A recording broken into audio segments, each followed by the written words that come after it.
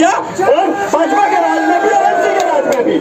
और एक मेरे साथ नहीं है, मेरे जैसे हजारों लड़के तिहाड़ जेल में बंद हैं, और में दीन बंद है, तुम्हारी हमारी तमाम और लीडरशिप अंदर जेलों के अंदर बंद है, तिहाड़ में बंद है, बनारस के अंदर बंद है, हर हिंदुस्तान की जेल के अंदर। जब हमारा कश्मीरी एक तन्हाई के कमरे में हम लोगों को याद करता होगा, उस टाइम एनसी और पीडीपी वालों को सपोर्ट करने वालों की तरफ एक बार देखना चाहिए कि वो उनकी वजह से जेलों के अंदर बंद है। अगर आज हमारे लोग जेलों के अंदर, हमारे नौजवान बनारस से लेकर दिल्ली तक गुजरात की जेलों के अंदर बंद है, तो उसका जिम्मेवार सिर्फ नेशनल कांग्रेस और पीडीपी वाले हैं।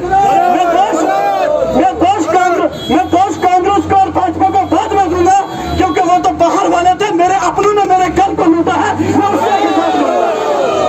और जो आज ये कहता है कि एमसी को वोट करिए, पीडीपी को वोट करिए, क्या 87 भूल चुके हैं आप लोग?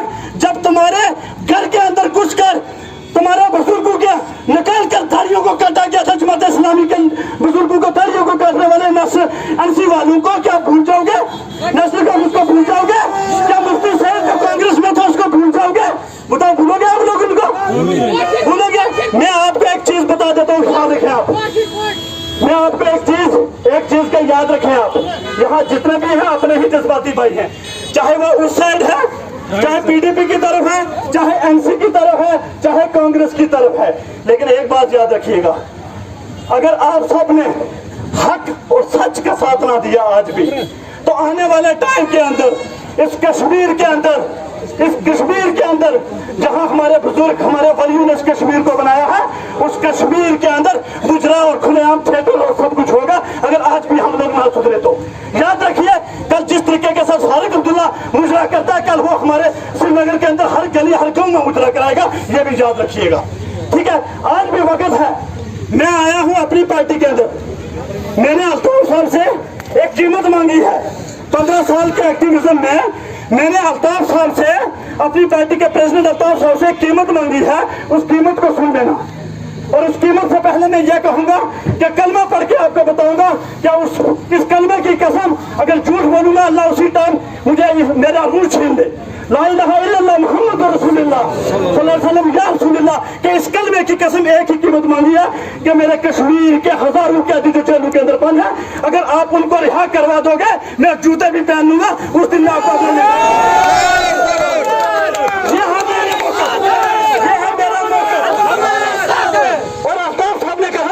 अल्ताफ साहब ने कहा, बेटे जो तेरा मौका है, जो 4 साल से तू नंगे पांव चल रहा है, मैं भी चाहता हूँ कि कश्मीर का हर मजलूम घर, हर मजलूम अपने बाप के पास आए, अपने बच्चों के पास, अपने घर में आए और वो जिंदगी जिए जैसे हम सारे जिंदगी जीते हैं।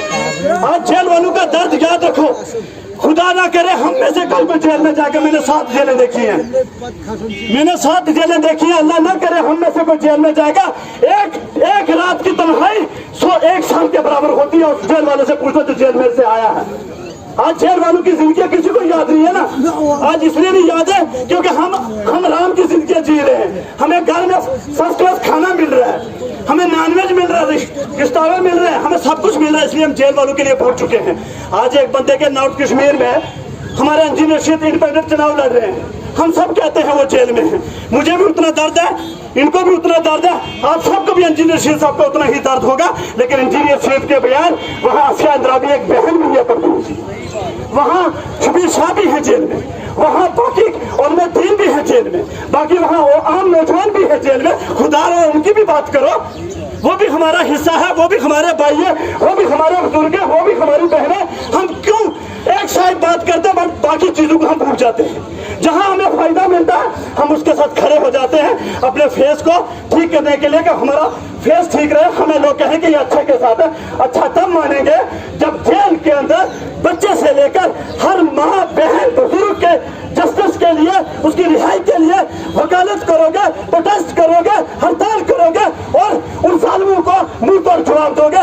इसी के साथ खत्म करते हुए मैं लास्ट बिजबिहाड़ा अनंतनाग की धरती से महबूबा मुफ्ती जी को और उमरुद्दौला को यह कह देना चाहता हूँ, कोई लड़े ना लड़े तुमसे, अगर लोगों के अंदर गद्दारी होगी, कोई तुम्हारे साथ लड़े ना लड़े, लेकिन अपनी पार्टी के ये सफाई तुम लोगों से जरूर लड़ेंगे और हर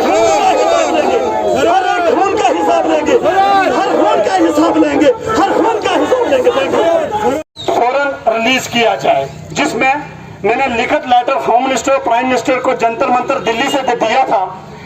वो लेटर हमारे पास मौजूद है कि उसके 7 दिन के बाद जो उस लेटर की रिसीव हमें मिली थी, और उसके 7 दिन के बाद वीरी साहब को, दाऊदी साहब को तो छोड़ दिया गया था, लेकिन मुझे जेल बंद कर दिया गया था।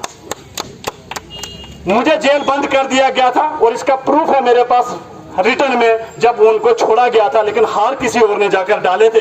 कोई बात नहीं है, मुझे हार नहीं चाहिए थे, मुझे मेरे उलमे दीन घर में अंदर चाहिए थे, घर में चाहिए थे। मस्जिदों में हमें वो दर्स दें, मस्जिदों में हमें वो हमारे इमाम है, हमारी इमामत कराएं, हमें दर्स दें, हमारे लिए वही बहुत था।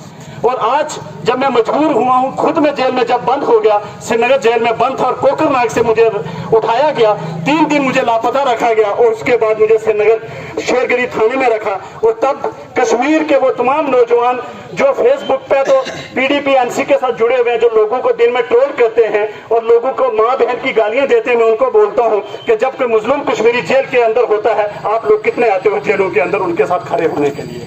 फेसबुक पे तो हर एक लिख लेता है, लेकिन ग्रांड रियलिटी है कि ग्रांड पर आकर अपने जो मुस्लिम कैदी कश्मीर के जेलों के अंदर बंद हैं, बाहर की जेलों के अंदर बंद हैं, उनके लिए क्या करते हो वो करें।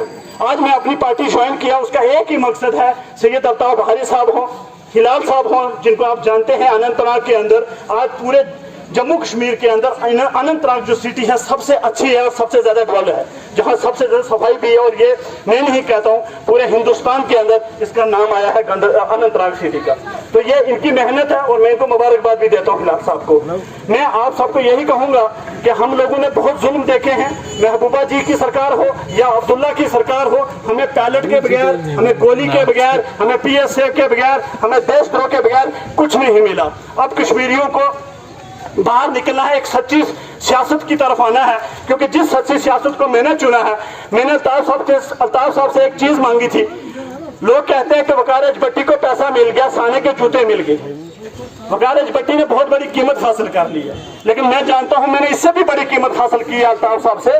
वो किया है, मैंने वादा उनसे कि मेरा आखिरी कश्मीरी कैदी वो जिस दिन बाहर आ जाएगा, मेरे लिए इससे बड़ी कीमत कोई नहीं हो सकती। जब मेरे कश्मीरी घरों के अंदर आ जाएंगे, वो मजलूम नौजवान घरों के अंदर आ जाएंगे, जिनकी माँ, जिनकी बाप अपने बच्चों का इंतजार कर रही है, और उनके पास कोई बेल के लिए कोई पैसा भी नहीं है। और उन लोगों के लिए जब सैयद अल्ताफ हारी साहब ने ये वादा किया, बेटा कि जो आपका मौक़िफ़ है वही मेरा मौक़िफ़ है, और मैं भी सच की राजनीति करना चाहता हूँ, सच की सियासत करना। मैं आज आकर उसको पूछ रहा हूँ कि टाफी और दूध देने वाली जो बच्चों को यह बता रही थी कि तुम टाफी दूध लेने के लिए गए हो, वो मुझे ये बताए क्यों भड़का रहे हो, ये मैडम जी से सवाल है। और दूसरी तरफ नाचने गाने वाले फारूक अब्दुल्ला साहब, जो इधर भी नाचते हैं, जम्मू भी नाचते हैं और दिल्ली भी नाचते हैं, उनका है काम नाचने वाला। असली में पिछले क्या बोलते हैं उनको, नाचने वाले बजकुट कहते हैं, तो हमारे में कहते हैं बरजनारे, कुछ कहते हैं ऐसा।